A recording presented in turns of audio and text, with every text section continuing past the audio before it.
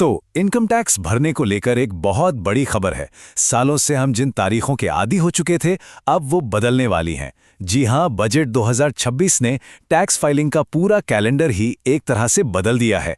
तो चलिए बिना देर किए सीधे समझते हैं कि ये नए बदलाव हैं क्या और इनका हम सब पर क्या असर पड़ेगा। आप सोच रहे होंगे कि टैक्स भरने की आखिरी तारीख तो पता ही है, पर क्या वो सच में वही है जो आप सोच रहे हैं?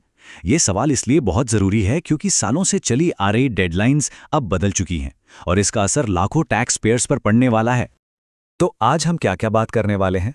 सबसे पहले देखेंगे कि ये नया टैक्स कैलेंडर है क्या, फिर पुरानी और नई तारीखों को कंपेयर करेंगे, रिटर्न रिवाइज करने के लिए जो एक्स्ट्रा टाइम मिला है उसे समझेंगे, और हाँ, इस सुविधा के साथ जो एक नई फीस आई है उसे भी जानेंगे, और आखिर में सारी जरूरी बातें दोहराएंगे।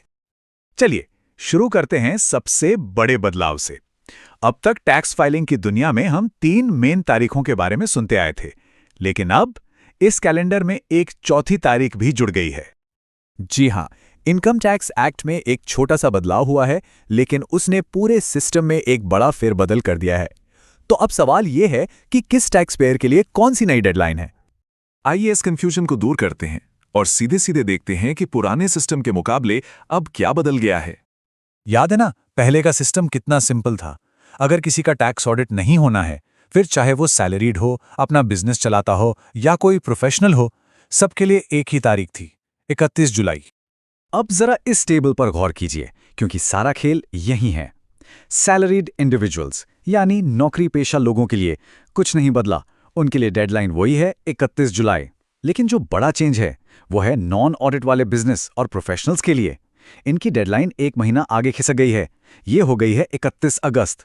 ये एक बड़ी राहत की बात है, क्योंकि अब उन्हें अपने डॉक्यूमेंट्स तैयार करने के लिए थोड़ा और टाइम मिल जाएगा। बाकी ऑडिट और ट्रांसफर प्राइसिंग मामलों में कोई बदलाव नहीं है।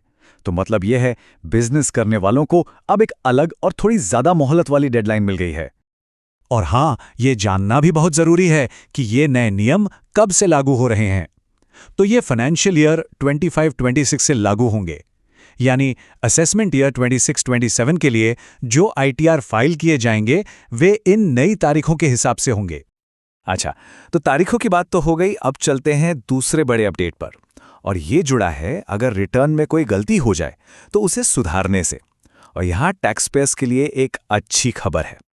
देखिए, पुराने सिस्टम में एक बड़ी दिक्कत थी।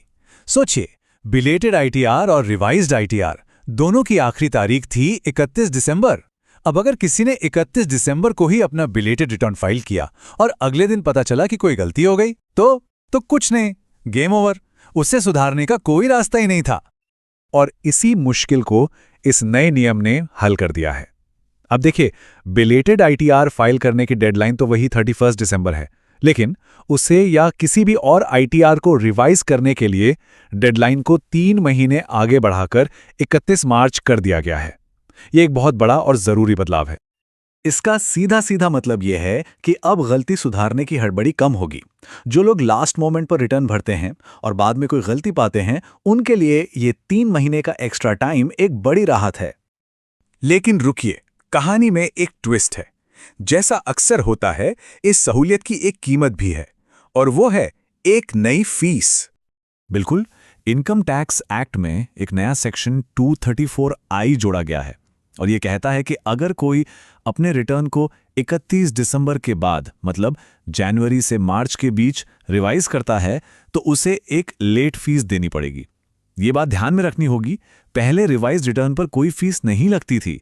ये पूरी तरह से एक नया नियम है। अब सवाल ये है कि ये फीस कितनी होगी। ये कुल आय पर निर्भर करता है। इसके लिए 2 स्लैब बनाए गए हैं। अगर कुल आय 5 लाख रुपए तक है, तो 31 दिसंबर के बाद आईटीआर रिवाइज करने की लेट फीस होगी 1000 रुपए। और अगर कुल आय 5 लाख रुपए से ज्यादा है, तो यही लेट फीस बढ़कर 5000 रुपए हो जाएगी। अब एक बहुत ही इंटरेस्टिंग सिचुएशन को समझिए, जिसे डबल फीस सिनारियो कह सकते हैं। मान लीजिए किसी ने अपनी ओरिजिनल ड्यू डेट मिस कर दी और बिलेटेड आईटीआर फाइल किया, तो सेक्शन 234F के तहत लेट फाइलिंग की एक फीस तो लगी ही। ये हुई पहली फीस। अब उन्हें उस बिलेटेड आईटीआर में कोई गलती मिली और उसे 31 दिसंबर के बाद ठीक किया, तो बूम, अब उस रिवीजन के लिए नए सेक्शन 234I के तहत एक और फीस लगेगी। ये हुई दूसरी फीस। मतलब एक ही रिटर्न पर 2 अलग-अलग वजहों से 2 बार लेट फीस लग सकती है। तो चलिए फटाफट से सारी जानकारी को समेट लेते हैं। वो कौन सी मुख्य बातें हैं जिन्हें याद रखना सबसे जरूरी है? कुल मिलाकर 3 सबसे जरूरी बातें हैं। पहली, नॉन ऑडिट वाले बिजनेस और प्रोफेशनल्स की नई डेडलाइन 31 अगस्त है। दूसरी, किसी भी तरह के आईटीआर को रिवाइज करने के लिए अब 31 मार्च तक का वक्त मिलेगा। और तीसरी, जनवरी से मार्च के बीच आईटीआर रिवाइज करने पर एक नई लेट फीस देनी होगी। तो आखिर में ये सवाल तो बनता ही है, क्या ये नए नियम एक तरह का ट्रेड ऑफ है, जहां एक तरफ बिजनेस करने वालों के लिए टैक्स फाइलिंग थोड़ी आसान हुई है, वहीं दूसरी तरफ जो लोग गलतियां सुधारने के लिए इस एक्स्ट्रा टाइम का इस्तेमाल करते हैं उनके लिए ये प्रक्रिया अब महंगी हो गई है। मतलब एक तरफ सहूलियत है तो दूसरी तरफ उसकी कीमत भी है। सोचने वाली बात है ना? रिस्क सिर्फ मार्केट में होता है, प्लानिंग में नहीं। DGN कैपिटल मैनेजमेंट के साथ स्टॉक मार्केट, म्यूचुअल फंड और insurance. AMFI IRDAI certified. Your success our priority.